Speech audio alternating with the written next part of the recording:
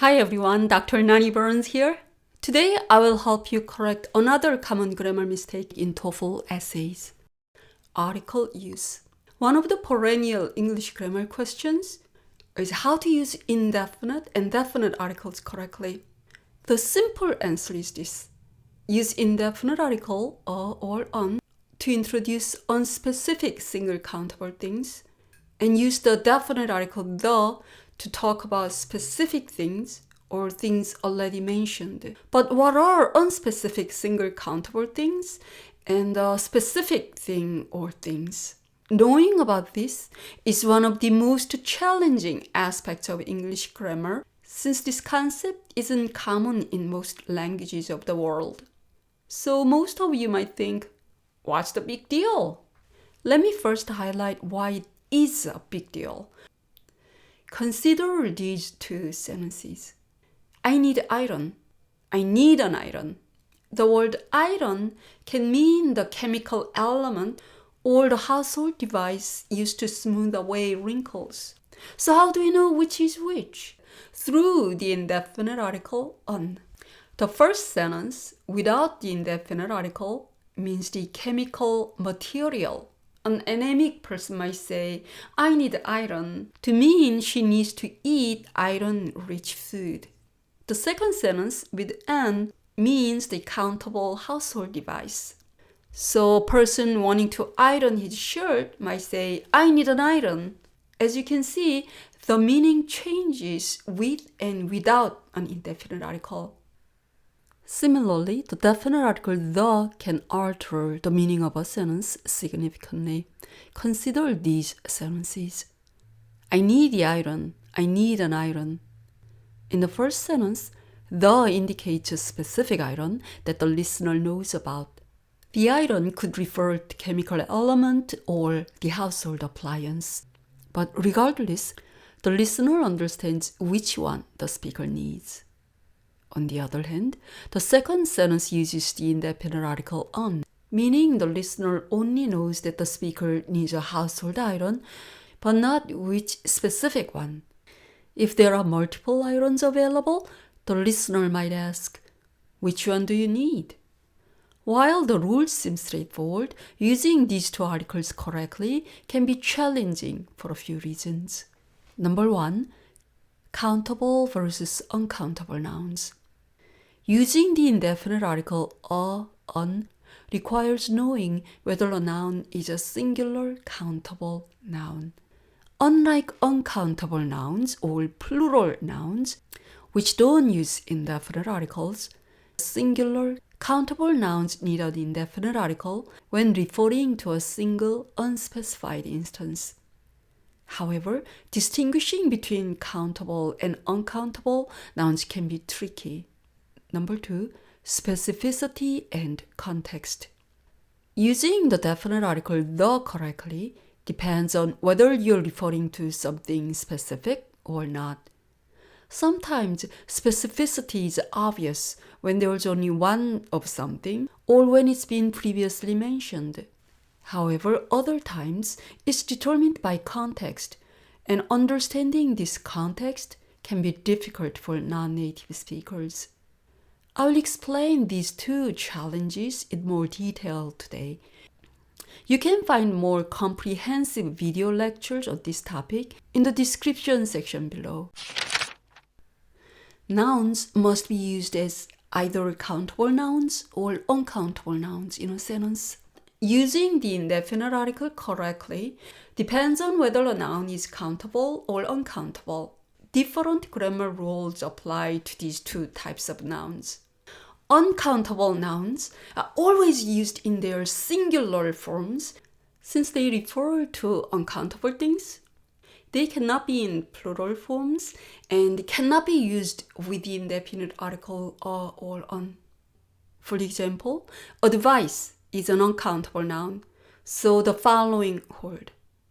I need advice, correct. I need an advice, incorrect. I need advices, incorrect. By contrast, countable nouns can be either singular or plural. Singular countable nouns can never be used alone without a determiner, as this makes it difficult to distinguish them from uncountable nouns, which are always used in the singular form. If you want to refer to an unspecified single countable thing, you need to use an indefinite article to indicate one. Plural countable nouns, on the other hand, can be used without any determiners.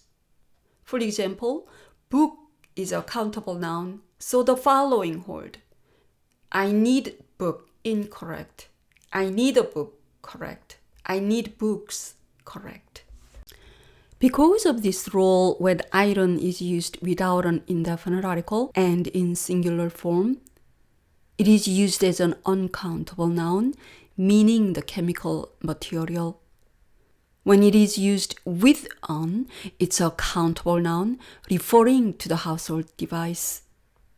As we can see with iron, many English nouns can be used as both countable and uncountable nouns.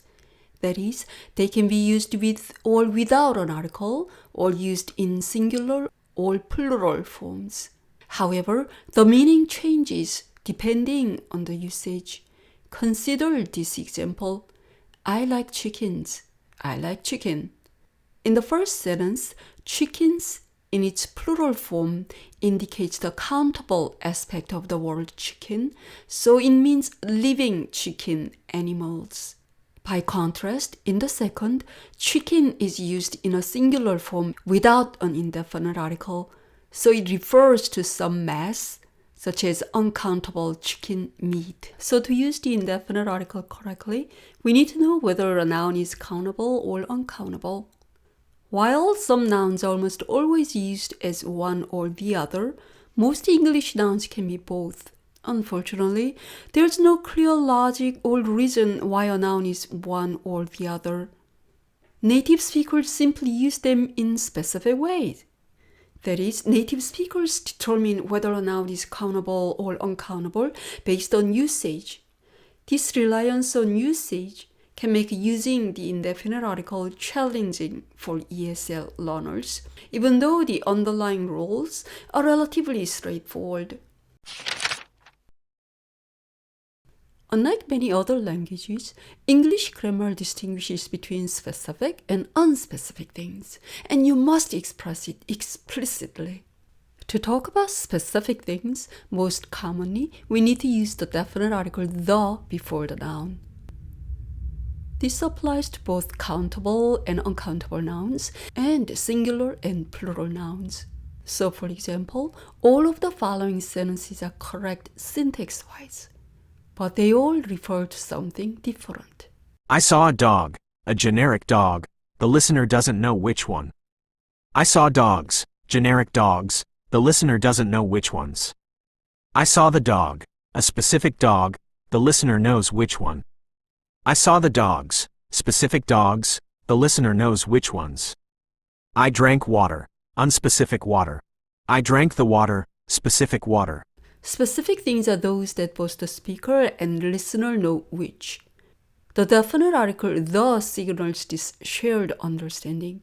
For example, did you feed the dog? The listener knows which dog the speaker is talking about, likely because it was mentioned earlier or is clear from context.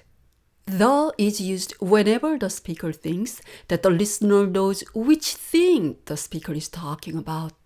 For this reason, if you use the when talking about generic, unspecific thing, it is a grammar error. For example, all of the following sentences are incorrect. The water is made of hydrogen and oxygen. Incorrect. The health is very important for well-being. Incorrect. The dogs are canines. Incorrect. The reason is that the properties apply to generic things, not specific things. These are all correct ones. Water is made of hydrogen and oxygen. Correct. Health is very important for well-being. Correct. Dogs are canines. Correct. Similarly, omitting the when talking about something specific is also incorrect.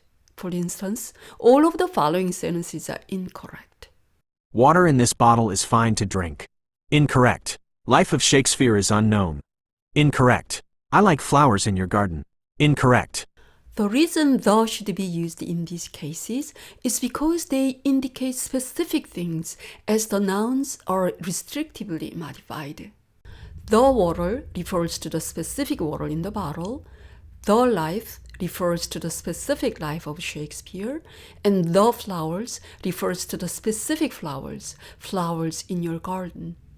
Therefore, the following sentences are correct. The water in this bottle is fine to drink.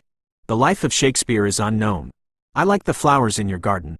However, the can be also used even if the thing is introduced for the first time, as long as the context clearly indicates which specific thing the speaker is talking about. For example, please don't slam the door. Here, the is used even though door wasn't mentioned before. The reason is that the context makes it clear which door the speaker is talking about, likely because there's only one door in the room. This context-dependent use of the is one of the most challenging aspects of English grammar for non-native speakers. And the only way to master this context-dependent use of the is by closely observing how native speakers use it in speech and writing.